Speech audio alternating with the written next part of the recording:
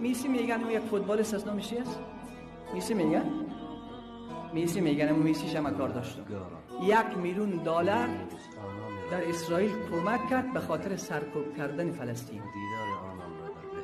1 میلیون دلار از پول شخصی خود به اسرائیل کمک کرد که مسلمان ها و اطفال فلسطین را به قتل برسانند. اما امروز جوان مسلمان لباس میسی در تنش است، افتخار میکنه که من لباس میسی در تن خود دارم.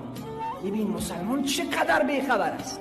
او 1 میلیون دلار به خاطر سرکوب کردن، به خاطر نابودی خانه الله کمک میکند، ولی امروز مسلمان با محبت داشتن به میسی افتخار میکنه.